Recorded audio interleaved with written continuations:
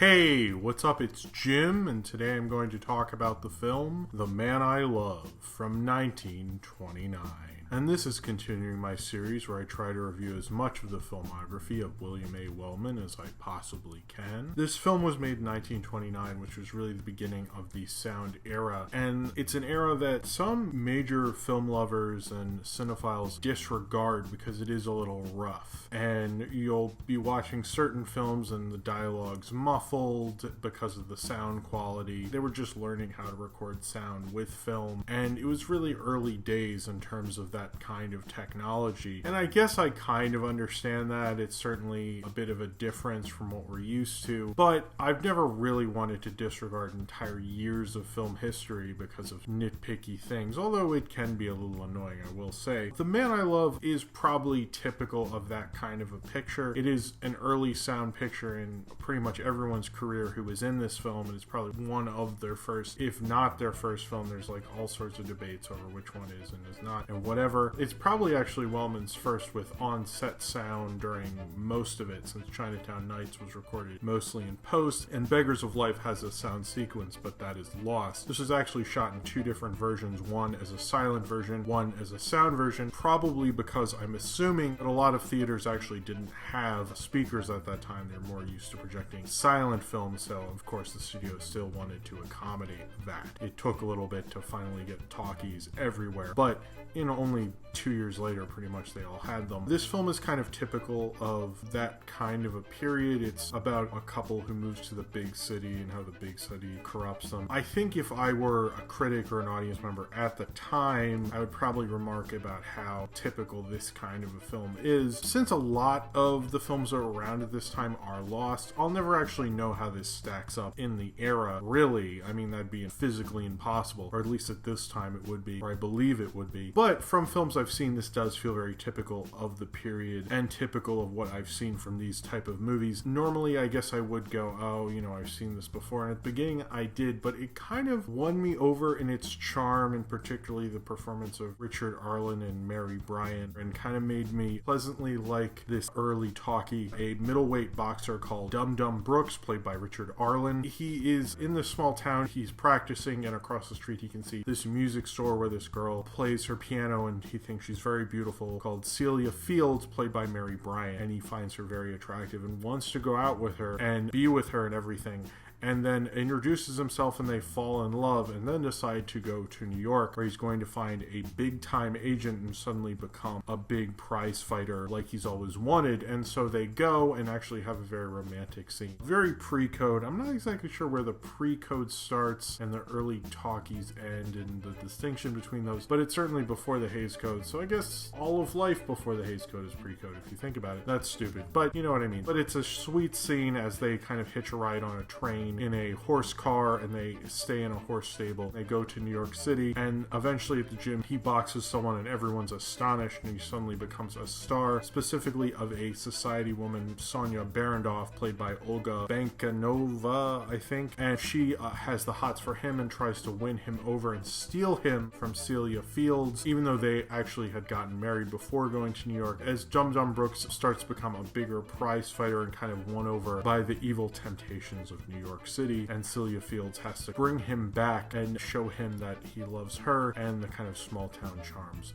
that he is used to. This is an early talkie for pretty much everyone involved. It's probably William Wellman's first talkie that we know about, at least with on-set recording. Chinatown Nights was post-production sound. They didn't call it that, but they recorded all the sound later. This is one of David O. Selznick's first sound pictures. It's one of Herman Mankiewicz's first sound pictures. And it's often considered to be Richard Arlen's first sound picture, although many say it's his second sound picture, so who even knows? But maybe it was shot before that one. But it was early days for that. And this is also when Wellman was still at Paramount Pictures, and him and Richard Arlen, of course, worked on his most famous and biggest hit for Paramount, and still one of Paramount's most prestigious films, Wings, the film that won the first Best Picture Oscar ever. Richard Arlen works really well in this role. I think he gives a toughness to the boxer role. There's a certain sweetness to Dum Dum Brooks. Richard Arlen is good at having the toughness come through. You get that he's both a lover and a fighter, and it works really well. If he was just kind of a sweetheart as a boxer, you wouldn't believe it. But when you look at his face, you're like, oh yeah, that's a mean boxer. I wouldn't want to mess with that guy. And he's able to have the vulnerability, so you believe him with Mary Bryant. And I like Richard Arlen quite a bit, and I like his work with William Wellman. Although I haven't actually seen Richard Arlen work with anyone other than Wellman, I often think Wellman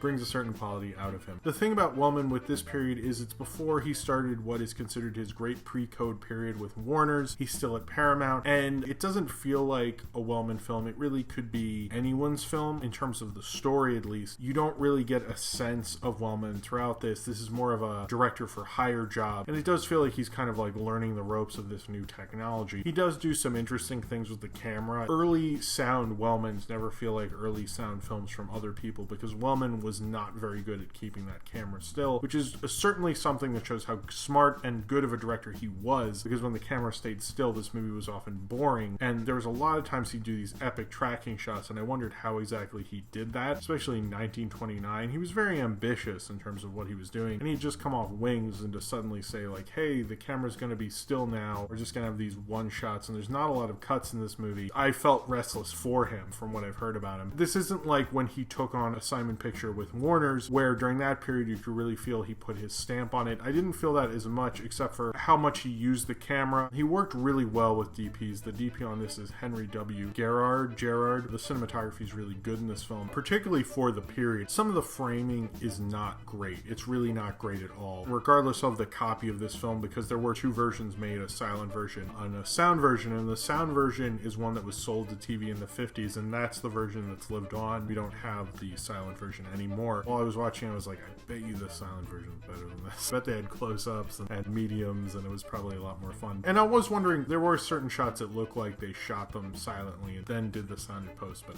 who knows. The framing's not great in certain scenes, and the cutting's a little awkward. The plot and the structure of this is so typical of this period, this whole idea like, oh, you move to the big city of sin and all this evil nonsense, and it'll totally take you off from the path of being married and having children and doing the typical thing you're supposed to do and all this stuff. At the time, and if you look at any society that's gone from more farming culture and more rural, then suddenly they have cities, they have a hard time when you have these cities and people are more liberal and sleeping around more and drinking more, and there's a cultural divide usually. And America was certainly going through more of that at the time, so thus why this is much more of a popular plot line. You don't really see that anymore, because we don't really have that as much. They do it well. I think if you didn't have such good actors and you didn't have Wellman and a Mankiewicz hadn't written it, I don't think this would work as well. It has a sweetness to it that you actually want him to go back with this girl, and you don't feel the propaganda of the rural middle America fighting you or something like that. You are actually like, no, he should be this sweet guy, and you kind of know it's hokey, but I kind of just went with it. So overall, it kind of works with that kind of a plot, which is interesting as I started watching it. And there's certain scenes I thought were like, okay, I've seen this before, but it kind of won me over to my better judgment. I think when you're looking at a film like The Man I Love, and it's a typical kind of studio thing, it definitely shows how Wellman was good at doing a work for hire thing and making it a little more exceptional than he had to. This is before he really got and fell in love with doing Simon Pictures. I don't think Paramount knew exactly what to do with him. He worked well with Richard Arlen, so I guess like that was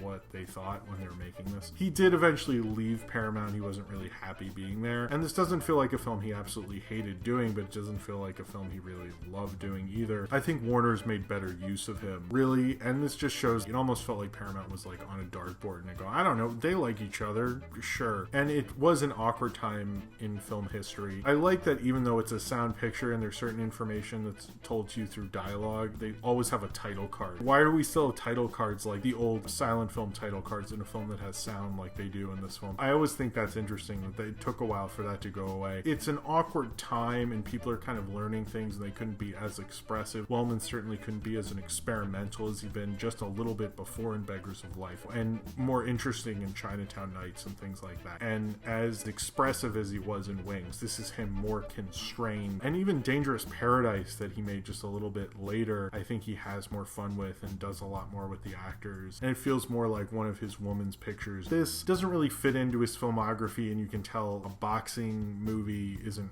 really something. I know he's a man's man and a guy's guy, but sports and him, they were never like the greatest combinations. I don't think he really liked sports and kind of organized stuff as much as most guys did. But for the kind of standard, will he get back with his girl or won't he, and will the big city charms take him away, kind of a early talkie or even silent picture, I think this is a good one. It wins you over with its charms, and it's probably better than my cynical cinephile view really should be. I kind of was a little won over by this picture. It is a little rough, and it was a rough period in film history, and I think everybody came out at the end of the movie the better for it, and the movie came out the better for it. I think they got the better of the roughness and still made a decent enough, charming picture. I will admit, I think The Man I Love kind of won me over, especially with Richard Arlen and Mary Bryan and their chemistry together. It was something I wanted them to get back together. I wanted them to fight the evils of New York City and fall in love. It warms my heart in that very charming, old studio, early talkie kind of way, but it's,